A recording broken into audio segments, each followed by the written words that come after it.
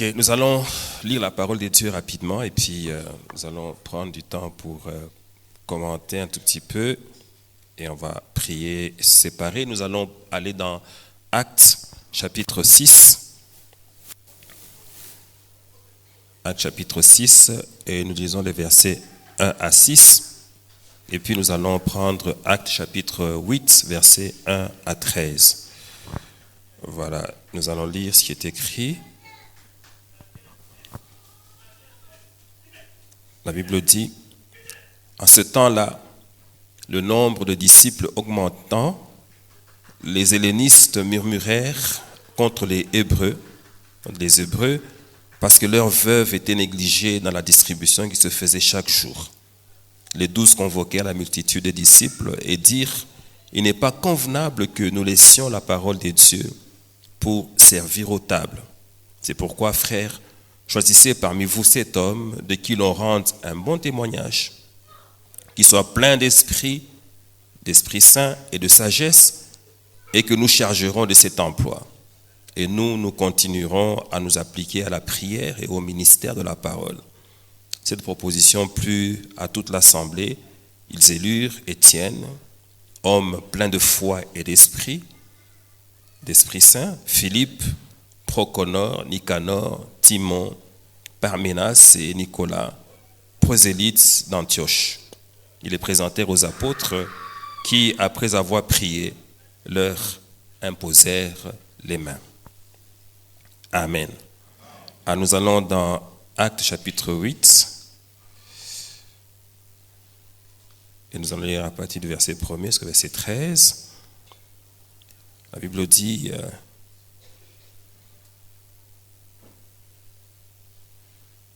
Il y eut en ce jour une grande persécution contre l'église de Jérusalem et tous, excepté les apôtres, se dispersèrent dans les contrées de la Judée, de la Samarie. Des hommes pieux ensevelirent Étienne et le pleurèrent à grand bruit.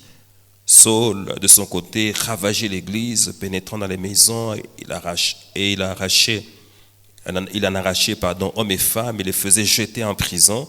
Ceux qui avaient été dispersés allaient de lieu en lieu annonçant la bonne nouvelle de la parole. Philippe était descendu dans la ville de Samarie, il prêcha le Christ.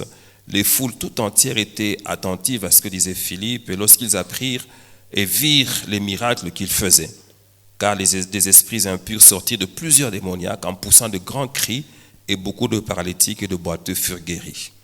Il y eut une grande joie dans cette ville. Il y avait auparavant dans la ville un homme nommé Simon qui, se donnant pour un personnage important, exerçait la magie et provoquait l'étonnement du peuple de la Samarie. Tous, depuis le plus petit jusqu'au plus grand, l'écoutaient attentivement et disaient, celui-ci est la puissance des dieux, celui qui s'appelle la grande. Il écoutait attentivement parce qu'il les avait longtemps étonnés par ses actes de magie. Mais quand ils eurent cru à Philippe, il leur annonçait la bonne nouvelle du royaume de Dieu et du nom de Jésus-Christ. Hommes et femmes se firent baptiser. Simon, lui-même crut, et après avoir été baptisé, il ne quitta plus Philippe et il voyait avec étonnement les miracles et les grands prodiges qui s'opéraient. Amen. Alors nous allons parler ce soir sur le thème diacre ou évangéliste. C'est une question. Diacre ou évangéliste. Et nous sommes dans Acte 6. Moi, je m'arrête là, je ne dis pas Acte des apôtres parce que la Bible même n'appelle pas ce livre comme ça. C'est l'Acte tout simplement. Et ça me permet de dire que, en fait, c'est le livre des actes que le Saint-Esprit a fait ou a posé par les apôtres. Et si on comprend comme ça nous aide aussi à saisir que les mêmes actes, nous pouvons aussi les voir dans nos vies si nous nous accrochons à la puissance du Saint-Esprit et si nous permettons à ce que Dieu nous utilise pour toutes ces actions-là. Donc c'est possible encore aujourd'hui que nous voyons ce qui est écrit dans les actes. Et il y a des endroits où on dit, bon, les miracles c'était pour le temps des apôtres, mais je voudrais dire que ce n'est pas vrai. Le Seigneur fait encore des miracles. Je vous confirme que Dieu est le même hier, aujourd'hui et pour l'éternité. Celui qui ne croit pas, il n'a qu'à entendre les bruits qui viennent de ce côté-là. Ce sont les bruits des démons. Donc c'est un peu comme ça s'est passé à cette époque-là. Les démons partaient aussi avec beaucoup de bruit. Ça se fait encore aujourd'hui. Donc nous avons une preuve tangible que les actes là, nous pouvons les vivre encore dans notre génération. Et cela par la grâce de notre Seigneur Jésus-Christ. Alléluia. Alors il s'est fait que l'église primitive était une église extrêmement active. Tous les jours, il y avait du mouvement, des gens qui venaient de plus en plus nombreux parce qu'ils entendaient parler de ce qui se passait parmi ceux qui ont cru en Jésus, qui priaient. Ils avaient beaucoup de temps de prière. Et la parole nous renseigne qu'ils persévéraient dans les enseignements, dans la communion fraternelle, la fraction du pain, dans les prières. Donc ils étaient assidus au temple. Donc régulièrement, il y avait la prière au temple. Et c'est vrai qu'aujourd'hui, on ne peut pas avoir une église exactement comme ça, où les gens se réunissent au même endroit et ils sont continuellement en train de prier, parce qu'il y a quand même beaucoup de choses qui ont changé. Mais ce que le Seigneur veut, c'est que même si nous ne sommes pas réunis pour prier, mais que la prière de chacun d'entre nous soit permanente dans sa vie. C'est pour cela que la Bible nous dit que nous devons prier sans cesse. Ça ne signifie pas qu'on doit être assis ou couché en train de prier de manière permanente, mais on doit être en permanence dans une attitude de prière, en capacité pour être en communication avec Dieu à tout moment. C'est ce que Dieu nous recommande. Même quand tu vas au marché, le Seigneur veut que là, tu sois en attitude de prière. Et je te dis que ce que je viens de dire est très important parce qu'au marché, il y a beaucoup de choses. Il y a parfois des personnes qui sont là pour vendre des objets, travailler dans le monde des ténèbres. Donc là, tu peux aller ramasser ta malédiction. Mais si tu es connecté à l'esprit quand tu y vas, tu peux discerner, juste sentir que ça, je ne peux pas acheter, ce n'est pas bon. C'est comme ça que Dieu nous demande à tout moment d'être en esprit de prière. Si tu es connecté comme ça, même les éclats de colère que tu as de temps en temps, ça va disparaître. Parce que quand tu es en état de prière, même quand la colère vient, tu sais l'arrêter. Parce que je sais qu'il y a des gens, quand ils se fâchent, ils sont simplement méconnaissables. C'est parce qu'ils n'ont pas cette vie de prière permanente. Amen. Alors donc, il y avait tellement cette atmosphère-là que les gens venaient nombreux et ils devenaient de plus en plus nombreux. Et ce que nous devons retenir, c'est que plus les gens deviennent nombreux, plus il y a des problèmes. Même si on est rempli du Saint-Esprit, comment? Mais dès que le nombre s'accroît, les problèmes s'accroissent aussi. Parce qu'il y a des gens qui viennent, chacun avec son arrière-plan, chacun avec son éducation, chacun avec ses défauts. Parce que les défauts ne disparaissent pas à partir du moment qu'on reçoit le Seigneur Jésus. Quelqu'un a dit que si le salut est immédiat, mais la transformation de l'homme prend toute la vie. Donc toute ta vie, il y a des choses sur lesquelles tu travailleras. Il y en a même peut-être qui vont rester jusqu'au moment où le Seigneur va te reprendre à lui. Voilà, donc ce qui fait que le nombre s'est accru, alors les problèmes sont venus.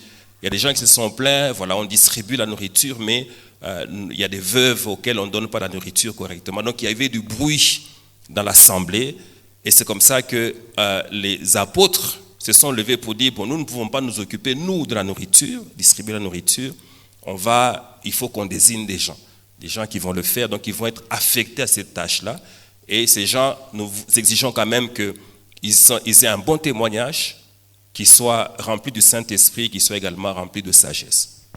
Ces qualités-là sont très importantes dans la maison de Dieu pour qu'on le serve correctement, même si on n'a pas une fonction particulière, mais c'est important qu'on ait un bon témoignage.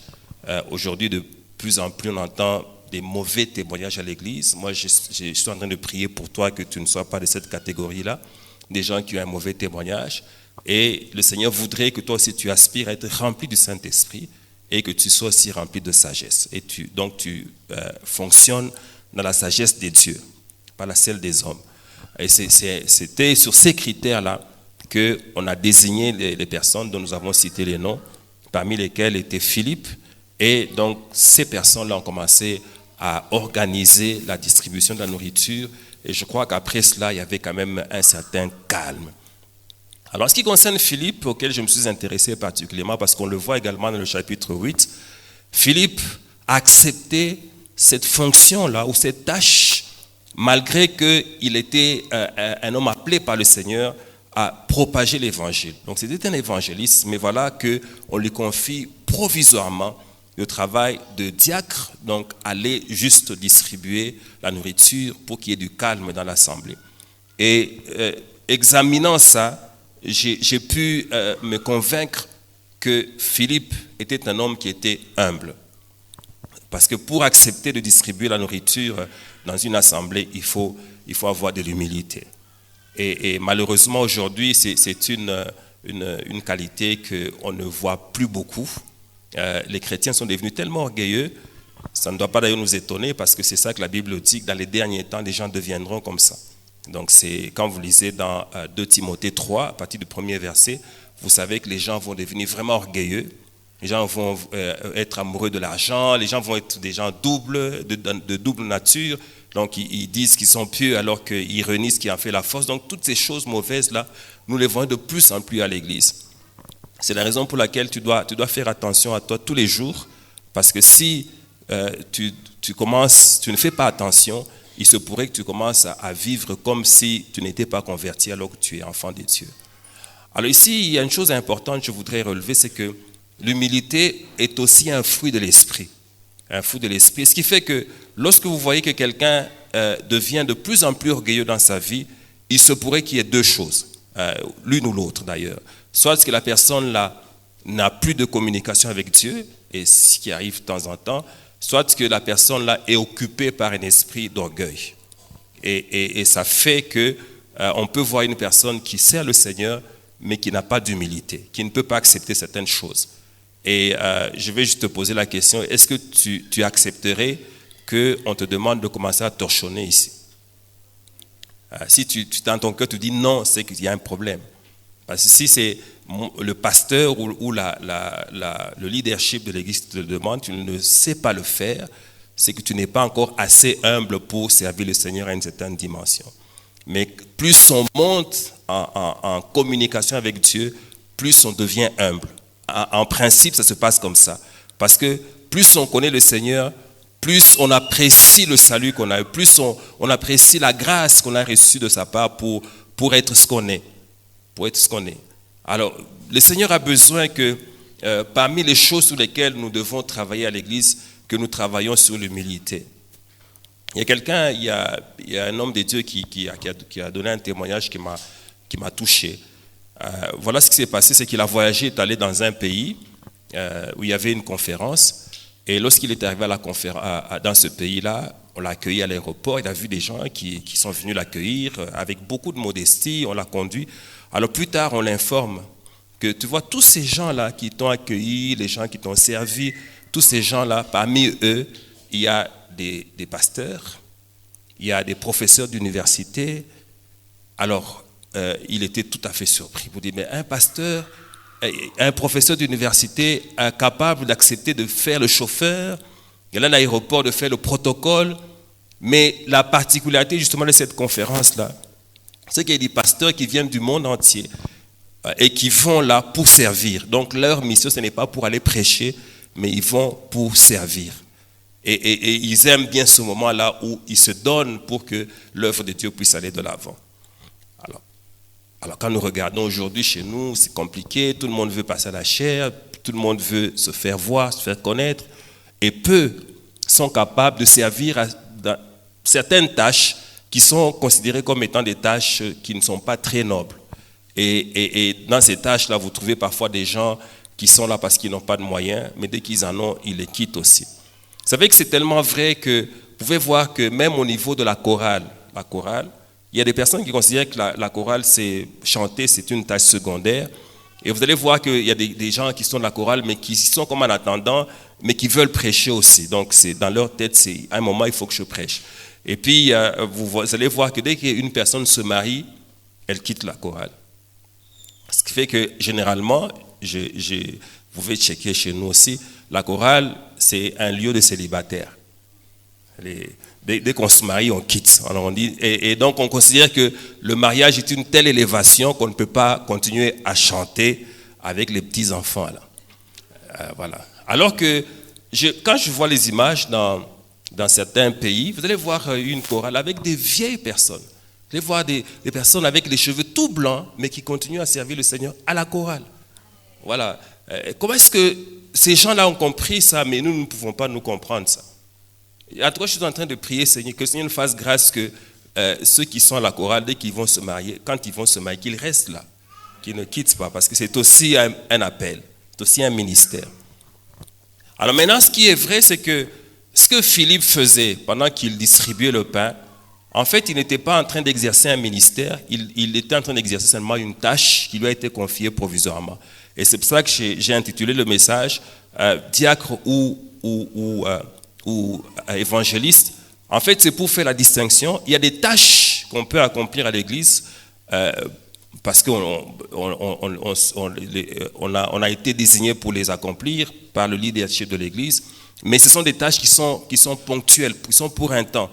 Mais ces tâches ne doivent pas rendre la personne qui les exerce distraite sur son ministère. Parce que le ministère, lui, il est permanent. Le ministère, en fait, il ne vient pas de la désignation par les hommes, mais le ministère vient de la désignation par Dieu. On n'exerce pas le ministère parce qu'on a vu quelqu'un d'autre l'exercer, ce n'est pas par imitation. On n'exerce pas le ministère par ambition, on ne fait pas ce qu'on veut. Le ministère, on le découvre, donc c'est par révélation qu'on sait ce à quoi on a été appelé. Alors, le problème de plusieurs, c'est qu'ils sont dans la maison de Dieu, mais ne savent pas ce à quoi ils ont été appelés. Plusieurs ne savent pas. Et ça, j'ai vérifié ça plusieurs fois, et vous allez vous rendre compte que les gens ne savent pas. En fait, si je peux rendre ça simple, le ministère, c'est en fait le métier auquel le Seigneur t'appelle dans sa maison. Donc, c'est que le Seigneur t'a destiné à faire dans sa maison de manière permanente. C'est ça ton ministère. Quand nous allons dans Éphésiens chapitre 4, verset 11, on a les 5 ministères qui sont liés à la proclamation de la parole et plusieurs ont l'impression que c'est uniquement ça qui a comme ministère, ce qui n'est pas vrai. Ministère d'apôtre, d'évangéliste, de prophète, de pasteur, de docteur. On a l'impression que ce sont uniquement les 5 là. Mais ce n'est pas vrai parce que quand vous lisez le verset qui suit, on dit que ces ministères-là ont été donnés par Dieu à l'Église pour perfectionner les saints en vue de l'œuvre du ministère. Voilà, donc le Seigneur a appelé certains comme apôtres, comme évangélistes, comme prophètes, comme docteurs, comme pasteurs, comme docteurs, pour que les saints, ceux qui sont dans l'assemblée, puissent être perfectionnés, pour que chacun puisse exercer son ministère de manière parfaite. Et il y en a d'autres, il y a des personnes que le Seigneur a appelées simplement comme intercesseurs. Donc c'est un ministère aussi. Ça peut être que ça à quoi le Seigneur appelle quelqu'un toute sa vie. Simplement être intercesseur. Alors il se fait qu'il y en a qui ne veulent pas ça parce que quand on est intercesseur, on est caché. Or, nous sommes dans le monde, la génération de l'exposition. Alors c'est comme ça qu'il y a parfois des bagarres. L'intercesseur veut absolument qu'on le voie et s'il reste trop longtemps dans le noir, il n'est pas vu, il commence à se plaindre. Et pourtant, c'est un ministère qui est très important parce que si les intercesseurs ne sont pas là, il y a des coups qu'on peut recevoir sans avoir été averti. Donc leur ministère est très, très important. Il y a aussi le ministère de chant. Chanter, c'est un ministère. On peut toute sa vie être simplement en train de chanter. Quand je regarde un peu les peuples, je vois que parfois à Kinshasa, on le comprend un peu plus profondément qu'ici. Ici, ceux qui chantent comme en attendant. Ils n'y mettent pas tout leur être, ils n'y mettent pas toute leur énergie. Mais là-bas, vous allez voir quelqu'un ici, mais vous allez trouver un jour quelqu'un à la montagne en train de chanter à haute voix. Quand vous lui demandez ce qu'il fait, il dit qu'il est en train d'exercer sa voix. Il fait tout pour qu'il soit au top niveau de son ministère. Mais ce n'est pas tellement le cas ici. Donc vous allez voir, les gens sont quand même un peu éparpillés, touchent à ceci, à cela. Et c'est comme ça qu'un jour, vous allez voir quelqu'un, alors qu'il a un ministère avéré à un endroit, mais il va décider de se déplacer, d'aller ailleurs, et il n'a pas tellement de remords, il se dit de toute façon, je ne faisais que chanter. Et pourtant, ce ministère-là a une fonction très importante pour changer l'atmosphère. Et cette atmosphère qui change là permet à ce que l'action de Dieu soit beaucoup plus forte. Donc c'est très important qu'on ait des musiciens, et surtout des musiciens qui sont inspirés par Dieu et qui sont vraiment appelés par Dieu, que Dieu inspire et que Dieu oint pour exercer ce ministère de manière totale. Alors, si on ne comprend pas ça, alors on peut chercher à aller à autre chose. J'ai vu parfois quelqu'un qui est très bon dans la musique, vous sentez vraiment que le Seigneur l'a appelé, et puis à un moment, il se décide de devenir quelque chose d'autre. Et il commence à se compliquer la vie là-bas, jusqu'au jour où il va demander à Dieu pourquoi est-ce que Dieu l'a abandonné. Dieu lui dit, non, c'est toi qui m'as abandonné le premier. Parce que tu as quitté l'endroit que j'ai désigné pour toi. Alors c'est comme ça que nous devons comprendre. Il y a des gens aussi que le Seigneur appelle simplement au ministère du partenariat. C'est aussi un ministère. Dieu peut oindre quelqu'un pour qu'il fasse l'argent et qu'il puisse apporter cet argent à l'église pour que le travail de Dieu se fasse plus rapidement. S'il n'y a pas d'argent à l'église, le travail sera ralenti, même si nous prions abondamment. Il y aura un ralentissement du travail. Et à partir du moment que quelqu'un n'a pas discerné, n'a pas découvert ce ministère-là, il peut prendre son argent-là, l'utiliser n'importe comment, pendant que l'œuvre de Dieu souffre, pendant que ceux qui sont au service de Dieu souffrent. Vous avez vu ce que les apôtres ont dit, nous ne devons pas aller nous occuper de ça, de la distribution de la nourriture, nous devons rester affectés à la parole et à la prière. Il y a des gens, s'ils étaient simplement dans la parole et la prière, ils auraient fait des exploits, ils auraient fait des choses extraordinaires. Mais comme il n'y a pas d'argent, ils sont obligés de sortir aussi pour aller chercher l'argent. Et cette mauvaise compréhension des choses amène au ralentissement de l'œuvre de Dieu. Il y a des endroits, il y a des milieux où c'est mieux compris qu'ici. Ici, nous avons encore beaucoup de boulot parce que vous savez que la manière dont l'Église est venue ici était du genre, nous prions, mais l'argent vient d'ailleurs. Et on pouvait même avoir des temps où nous intercédons pour que ceux qui envoient l'argent continuent à en envoyer. Voilà, donc ce qui fait qu'on a cette culture-là. Nous prions simplement. Quant à l'argent, il ne faut pas qu'on nous en demande parce que Dieu lui-même va s'arranger pour que ça arrive. Et c'est comme ça qu'il y a des gens qui ne vont pas plus loin que là où ils sont. Parce que je vais faire comprendre à quelqu'un ceci. Si tu as découvert que tu es au ministère du partenariat, mais si tu n'exerces pas ton ministère, il va se passer que tu vas être limité dans les fonds que Dieu va mettre à ta disposition. Mais si Dieu comprend que tu as compris, ou s'il voit, que tu as compris que tu es appelé à financer l'œuvre par ce qu'il met dans tes mains, en ce moment-là, il peut te donner des millions. Et même davantage, parce qu'il sait que tu vas utiliser cela pour que son œuvre aille de l'avant. Donc on peut comprendre dans sa vie qu'on est appelé simplement au ministère du partenariat. Ce qui fait qu'on ne va pas s'encombrer d'un autre ministère ou d'une autre tâche, chercher par exemple à prêcher, parce que nous avons aujourd'hui, vous allez vous rendre compte qu'il y a beaucoup de gens qui ne sont pas simplement appelés à prêcher, mais qui prêchent.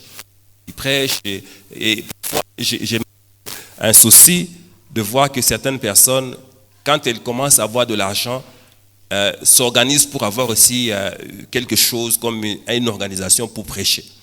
Ça peut être comme une église, mais vous sentez que c'est celui qui est là comme responsable, c'est plus un homme d'affaires qu'un pasteur. Parce que le pasteur, c'est quelqu'un qui est particularisé par un grand cœur pour paître le troupeau, et puis l'inspiration que Dieu lui donne à chaque jour, chaque semaine, il peut avoir de la nourriture pour les brebis. Il a cette grâce-là. Mais celui qui n'est pas appelé, il va souffrir. Ça ferait que chaque jour, quand il doit prêcher, il doit d'abord aller lire des livres, aller sur Internet, appeler ses amis pour qu'ils lui donnent quelques inspirations. Et chaque jour, comme ça, c'est de la souffrance. Et comme ça, vous allez apprendre qu'un jour, il décide de quitter l'affaire. Il vous laisse là en l'air, en fait. Vous ne savez pas ce qu'il faut faire. Parce que quand on n'est pas appelé, on n'est pas équipé non plus. Si Dieu ne t'appelle pas, il ne te donne pas. Regardez, vous allez voir comment ça va vous étonner, cette image que je vais vous donner. Imaginez-vous qu'un jour, un médecin, vous êtes à l'hôpital, vous voyez le médecin entrer avec une scie à métaux, avec un burin, avec un marteau, avec des choses comme ça en main. Il dit, il vient te soigner. Tu vas dire, mais c'est pas possible. Tu vas dire, c'est un criminel, c'est pas un médecin. En fait, le problème, c'est que ce qu'il a pris là, c'est pour un autre métier. Alléluia. Alors, ce qui fait que quand Dieu t'appelle, il t'équipe par rapport au métier qui est le tien. Donc, il y a des choses que tu as en main pour exercer ton métier. Donc, si tu vas dans un autre métier, tu auras un équipement bizarre. Il faut bien savoir. Et ça, je vais demander à quelqu'un de faire ceci. Si tu ne connais pas ce à quoi Dieu t'a appelé, à partir d'aujourd'hui, ne fais plus beaucoup de mouvements, enferme-toi et prie, dis à Dieu, Seigneur, révèle-moi. Tu peux même entrer dans une chambre, tu fermes la clé, tu dis, Seigneur, je ne sors pas d'ici si tu ne m'as pas dit. Parce que si tu sors et que tu connais, alors en ce moment-là, tu as découvert ce qui fera ta grandeur.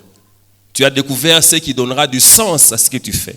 Il y en a qui s'ennuient dans la maison de Dieu. Il y en a qui sont là, qui se demandent, mais qu'est-ce que je fais ici? C'est même venir aux prières, c'est lourd parce qu'ils savent pas ce qu'ils font. Quel est leur rôle? Mais si tu as découvert ton rôle, ça va être intéressant parce que tu sauras servir le Seigneur à une capacité maximale. Et ici, je voudrais affirmer à quelqu'un, tu ne peux être excellent que dans ce que le Seigneur t'a donné comme charge. Si le Seigneur ne t'a pas équipé pour une chose, même si tu fais des études, comment, tu ne sauras jamais arriver à l'excellence. C'est le Seigneur qui, par sa grâce, donne à chacun les capacités pour ce qu'il a à faire. Alors nous sommes sur Philippe. Philippe, provisoirement, il a commencé à distribuer le pain. Un homme humble, un exemple d'humilité. Il a commencé à distribuer la nourriture et tout ça. Et je crois qu'il le faisait très bien parce qu'il était non seulement d'un bon témoignage, donc il devait être un homme bien. Il était rempli du Saint-Esprit, donc le Saint-Esprit l'inspirait sur la manière même de donner la nourriture. C'est très important ce que je dis, parce que le Seigneur peut te donner une tâche comme au protocole. Si tu n'es pas rempli du Saint-Esprit, tu peux commencer juste à répondre n'importe comment aux gens, à les énerver. Et ça arrive. Quand vous voyez une personne qui est au protocole, qui répond n'importe comment, c'est que cette personne-là n'est pas remplie du Saint-Esprit. Alléluia. En tout cas, elle n'est pas remplie de sagesse. Parce que la sagesse te permet de savoir ce qu'il faut dire, à quel moment le dire. La sagesse te permet de savoir ce qu'il faut faire, à quel moment le faire.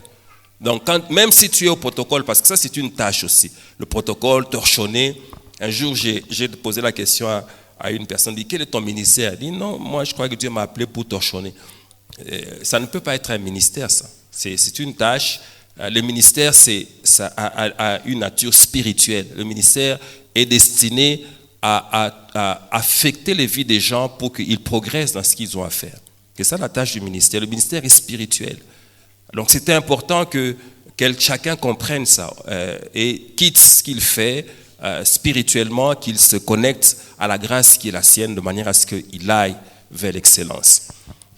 Alors voilà que Philippe, après un temps, dans cette tâche-là, le Seigneur permet une chose, le Seigneur permet une tribulation pour qu'il entre maintenant dans l'exercice de son ministère. Et ici, je voudrais dire à quelqu'un, par moment, pour t'amener dans ta destinée, Dieu peut permettre une tribulation. Il peut permettre que les gens avec lesquels tu étais généralement, qui commencent à te rejeter, il peut permettre que tu aies des problèmes. Il y en a même à qui le Seigneur peut juste faire en sorte, contre qui que le Seigneur peut faire en sorte qu'ils soient licenciés, de manière à ce qu'ils rentrent dans leur ministère. Voilà. Donc Dieu peut permettre n'importe quoi, parce que en fait, si quelqu'un a un ministère qu'il n'exerce pas, c'est une perte pour le royaume. C'est une perte pour le royaume. Dieu veut que chacun soit actif dans son ministère et que ainsi le royaume se répande. Alors Philippe était là, il y avait toute cette activité, des discussions. Vous savez, quand vous êtes à un endroit, il y a beaucoup de discussions, vous ne savez même pas bien prier. Et finalement, peut-être qu'ils se sont organisés, c'était moins de problèmes, mais je crois qu'il y en avait toujours. Jusqu'au jour où Dieu a dit, je vais utiliser Saul pour que ces gens ici maintenant se dispersent. Et les gens se sont dispersés. Et pendant qu'ils allaient dans tous les sens, il n'y a que les apôtres qui sont restés là à Jérusalem. Et là, ils ont commencé à parler de Christ. Philippe, il est parti vers la Samarie. Et il arrive dans cette ville-là. Il commence à parler. Vous savez, quand l'évangile de Jésus brûle en toi, tu ne peux pas te taire. Tu ne peux pas. Chaque fois que tu en as l'occasion, tu vas sentir qu'il faut que tu parles. Même si toi-même tu as des problèmes, j'aime ce que Dieu fait. Il peut utiliser quelqu'un qui a des problèmes pour résoudre les problèmes d'une autre personne. Donc, toi, il te fait oublier tes problèmes, il te dit parle. Tu vas dire Seigneur, mais j'ai mes problèmes. Tu dis ça, on va régler ça après, mais maintenant parle d'abord. Toi, fais d'abord le travail. Et je m'occuperai de ton problème. En fait, parfois, Dieu a déjà même résolu le problème. Il y a juste un peu de l'odeur du problème dans ta vie, mais le problème est déjà parti. Mais il te pousse, parle. Fais le travail auquel je t'ai appelé.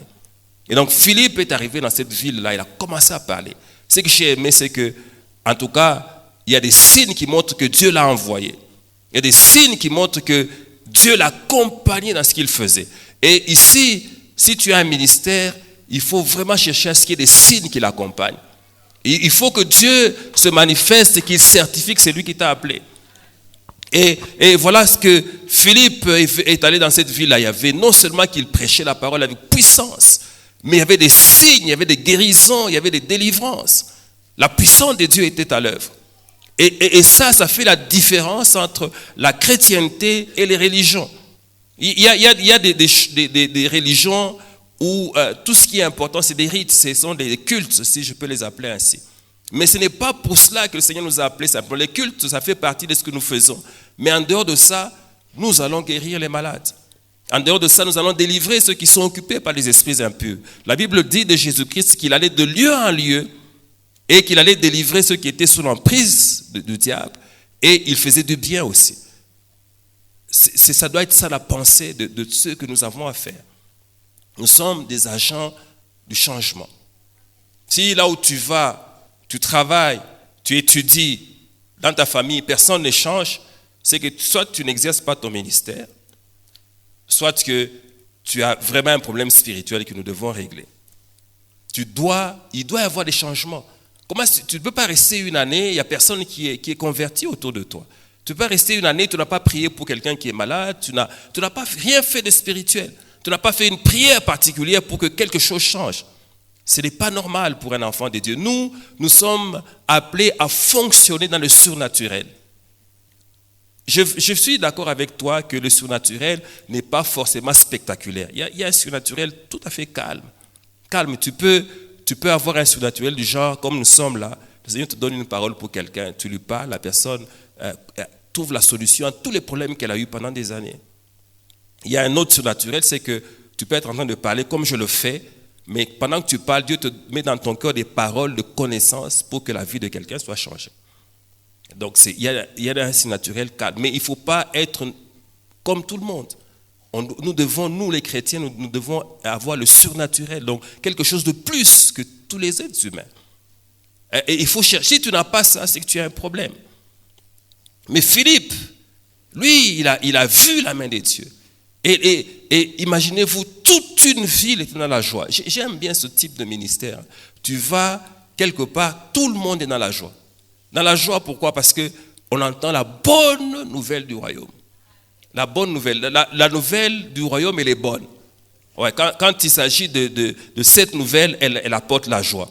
Quand tu prêches l'évangile de Jésus, il y a un signe qui va te faire savoir que c'est vraiment l'évangile de Jésus que tu prêches, c'est que les gens seront dans la joie. Tu vas voir quelqu'un qui peut venir même abattu et tout, mais dès qu'il entend une prédication, il est complètement dans la joie. Donc Philippe a fait que dans cette ville-là, tout le monde se réjouissait.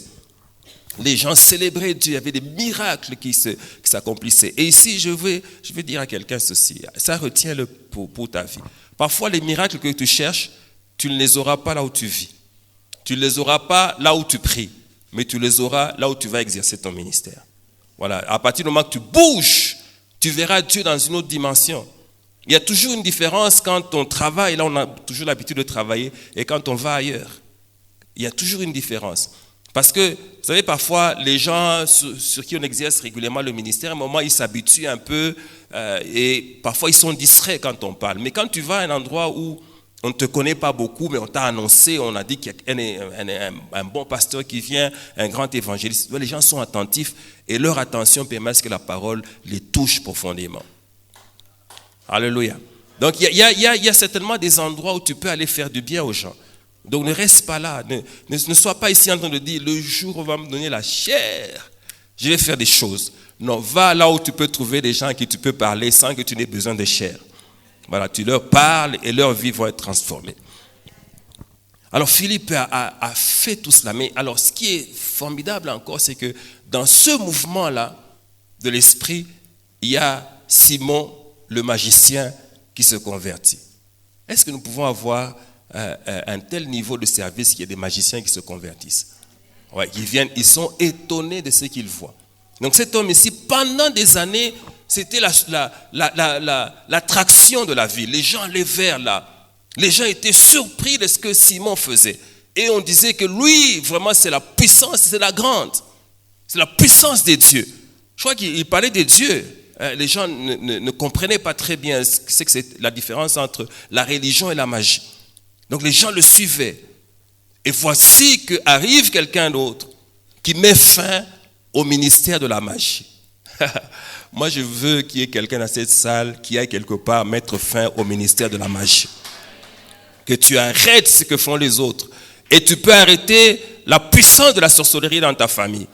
Tu as la capacité d'arrêter ça. Parce que maintenant, vous voyez, on parle beaucoup des sorciers. Les sorciers, est-ce que nous pouvons faire des choses telles qu'on arrête de parler des sorciers, on commence à parler de la puissance de Dieu, de ce que le Seigneur est capable de faire, que les gens aient des témoignages de la puissance et des opérations du Saint-Esprit. Et nous sommes là des instruments pour cela. Nous ne devons pas, dans un pays, dans une ville, rester des mois et des mois en train de parler de la sorcellerie. C'est ce que les sorciers ont fait. Mais voilà que dans cette ville-là, le sorcier, le grand magicien, s'est converti. Et il a commencé à suivre. Il s'est même fait baptiser. Donc jusque-là, Philippe est très content. Il a un bon témoignage. Là où j'ai commencé à travailler, il y a un magicien qui s'est converti et puis c'est devenu un bon disciple parce qu'il me suit partout. Il était là, le magicien, l'ancien magicien, était là, suivait. Mais quand vous lisez plus loin, il avait un vrai problème, c'est que dans son cœur là, il avait beaucoup de calculs. C'était comment faire pour acquérir ces choses ici, pour que je continue à faire ce que je faisais avant. Parce que quand on fait la magie, c'est pour avoir l'argent. Alors, maintenant, ça devient, je suis cet homme ici, mais je n'ai pas d'argent. Je suis cet homme ici, mais quand je rentre à la maison, ma femme, ça je suis en train d'élargir un peu les choses, me pose la question, mais on va manger comment aujourd'hui? J'ai dit, je ne sais pas. Ah non. Ces choses ici, si je les utilise comme c'était avant, ça va être terrible. Donc il suivait là comme ça. En fait, le problème de cet homme ici, c'est un problème de cœur. Alors ici, je voudrais dire à quelqu'un ceci, que ton cœur peut t'empêcher d'entrer dans ta destinée. Ton cœur peut t'empêcher de vivre les choses que Dieu a préparées pour toi. Ça dépend de ce que tu as dans ton cœur là. Qu'est-ce que tu cherches en fait? Qu'est-ce que tu veux? Quel est le but que toi-même tu assignes à ta vie? Tant qu'on n'a pas changé la manière de voir, tant qu'on a les mêmes désirs qu'avant de venir à Christ, on peut être chrétien, appelé chrétien, mais on n'est pas en train de vivre comme un chrétien. Et en fait, on est même privé de la grâce de Dieu. Et plusieurs sont dans ce problème-là. C'est dans ce problème-là. Et c'est comme ça que nous commençons à nous rendre compte de plus en plus qu'il y a même des personnes que le Seigneur a appelées, qui ont servi Dieu, mais qui plus tard vont dans la magie. La magie pour rendre leur ministère beaucoup plus, je dirais, spectaculaire. C'est juste pour faire tomber les gens, mais derrière, je sais toujours, ça, on ne peut pas se tromper à ce sujet, derrière, il y a cette idée, si les gens tombent, je peux alors en ce moment-là leur raconter des histoires pour qu'ils donnent l'argent. Donc, ça fait que le ministère devient un business. C'est pour l'argent. Ce qui fait qu'il y a des gens, lorsqu'ils voient beaucoup de gens comme ça, ils les voient comme de la marchandise. La marchandise, donc à partir de ces gens ici, quel calcul je peux faire? Ils sont combien? Demande au protocole, aujourd'hui ils étaient à combien? On commence à faire des calculs et tout ça. Malheureusement, les hommes, à partir du moment qu'ils entrent dans une atmosphère où il y a quelques signes de Dieu, ils sont prêts à tout. Comme ça que vous allez voir, j'ai vu des images incroyables, des gens à qui on demande d'aller brouter de l'herbe dehors, d'aller manger l'herbe. C'est ça que Dieu donne comme... Les gens sortent, ils vont manger. Ils vont manger. Il y en a même à qui on a demandé d'avaler des serpents, ils ont avalé. À un certain niveau, si tu as un bon leadership où il y a la puissance de Dieu qui se manifeste, tu peux conduire les gens dans n'importe quelle direction. Tu peux leur dire, faites ça, ils vont faire. En tout cas, s'il y a quelques-uns qui réfléchissent qu'ils ne le font pas, la grande majorité va faire. Et surtout, les femmes, les choses que vous faites. Mais parfois, je me dis, mais quand quelqu'un te donne le témoignage là, tu dis, cette fille-ci, je la tape ou je fais comment? Non, je suis allé, le prophète là, il m'a invité à l'hôtel pour une prière prophétique. Je suis allé, quand je suis arrivé, je l'ai trouvé en jean avec un chapeau. Déjà, ça devait te faire partir. Généralement, il est en costume, mais pourquoi il a le jean, le chapeau baissé jusque-là? Mais tu restes pour dire, non, on va voir jusqu'où ça va aller. Et puis vous allez, et puis non, il m'a dit, nous sommes entrés dans une chambre, et puis il m'a dit, je dois te oindre tout le corps. Je dois te oindre tout le corps. Et puis, bon, je me suis dit, bon, peut-être que c'est Dieu qui l'inspire, parce que le Seigneur lui-même sait comment il utilise les gens. Est-ce que tu ne peux pas seulement réfléchir à ce niveau-là? Et puis après, ça va même devenir pire. Puis il raconte, alors il dit, c'est seulement après que j'ai compris. Ah, alléluia. Alors je ne sais pas, je crois que je vais faire un répertoire des témoignages des choses qu'on a faites aux femmes, je vais vous donner. Comme ça, vous commencez à lire pour que, si vous voyez seulement ces signes-là, vous dites non, on arrête ici. Comment est-ce que vous trompez comme ça? Mais nous sommes arrivés à une saison, moi je veux que vous soyez comme les disciples de Bérée. On vous donne un passage, on vous dit voilà, allez vérifier dans la parole de Dieu. Ayez vos Bibles, vérifiez, checkez. Nous sommes arrivés à une période où il y a beaucoup de faux docteurs, beaucoup de faux prophètes. Et ça, c'est parmi les signes de la fin des temps. C'est partout comme ça. Partout. Et des gens apparemment bien. À l'époque, c'était bien, à une certaine époque, là, quand nous grandissions, quand quelqu'un était sorcier, il y avait des signes de sorcellerie sur sa vie. Vous pouvez voir la saleté. Hein, vous avez entendu un maire ici qui a dit que la sorcellerie, c'est la saleté. Mais aujourd'hui, il y a des sorciers propres. Très propres. Beaux et tout. Il y en a beaucoup. Alors, c'est bien que vous ayez cette capacité-là de détecter. Il y a des signes qui peuvent vous faire savoir que... Vous savez, quand quelqu'un n'est pas bon, hein, si vous restez avec lui pendant 1 heure ou 2, vous allez savoir que cette personne n'est pas bonne. Il y a des choses qui vont sortir de sa bouche ou certains commentaires. Hein, vous voyez un homme de Dieu, il regarde la télévision et puis il voit une personne et puis il insulte là. Ça peut déjà vous faire tiquer, non? Comment est-ce qu'il peut insulter lui? Mais alors, il y a des gens avec lesquels il ne faut pas continuer à rester. Il ne faut pas continuer à rester parce que leurs cœurs sont mauvais. Et la Bible dit que c'est de l'abondance du cœur que la bouche parle. Dès que tu commences à sentir qu'il y a beaucoup de choses mauvaises qui sortent de la bouche d'une personne, cette personne-là est foncièrement mauvaise. Il ne faut pas dire non, Dieu va le changer. Laisse d'abord que Dieu le change et puis on verra. Comme ce n'est pas toi qui vas le changer, donc tu peux provisoirement quitter cet endroit-là. Et puis tu pars. Il y a même des assemblées, il ne faut pas rester. Je suis désolé de vous dire, hein, tu es dans une assemblée, on te dit que le pasteur là, voilà, il a violé une fille. Toi, tu es toujours là. Tu fais quoi là-bas? Et puis, tu attends que, oui, quand il va prêcher, ce qui est important, c'est la parole. Mais la parole vient de quelle source? Vous avez entendu ce qu'on a dit? Pour les diacres, bon témoignage, rempli du Saint-Esprit, rempli de sagesse. Maintenant, pour un pasteur, bien aimé, parmi les choses qui caractérisent un homme de Dieu, il y a aussi le bon témoignage. Si le témoignage n'est pas bon, c'est qu'il faut commencer. Je vais te donner une sagesse. Ne fût-ce qu'aller demander à Dieu, Seigneur, est-ce que je dois rester ici? Il ne faut pas rester là. Tu sais qu'il y a des problèmes, mais tu es toujours là. Ces problèmes vont t'atteindre aussi. Parce que cet homme-là, on ne sait pas quelle technique il a. Hein? Parce qu'il y en a qui envoûtent. Hein? Je vous dis la vérité, il y en a qui envoûtent. Leur cœur est mauvais, ils se lancent dans des mauvaises choses. Ils commencent à envoûter comme ça. J'ai appris des choses terribles même, du genre... Une fille va voir un homme de Dieu, entre guillemets, il prend un somnifère, il met dans sa boisson. Oui. Et puis après, beaucoup de choses se passent. J'ai appris ça de quelqu'un que je connais. Il a fait ça. D'ailleurs, quand on m'a dit ça, j'ai eu comme la chair de poule. Oui. Le cœur. Bien aimé, il y a une chose sur laquelle je termine. Un homme bon, vous le reconnaîtrez par les fruits qu'il porte. Pas par la prédication puissante, par les fruits. Regardez aussi aux fruits. Ne regardez pas, n'écoutez pas seulement les prédications, regardez les fruits. Comment est-ce qu'il vit? Même avec sa famille, avec ses enfants, comment est-ce que cet homme vit? Faites attention à ces choses-là. Bien aimés, nous sommes dans une période très mauvaise de l'histoire de l'humanité, de l'Église. Vous devez être attentifs parce que c'est compliqué. Nous avons beaucoup de Simon dans Simon le magicien. Il faut que j'ajoute comme ça parce que sinon il y a des Simons qui vont se sentir visés. Il y a beaucoup de Simon le magicien aujourd'hui dans nos églises. Il faut faire très attention. Très attention.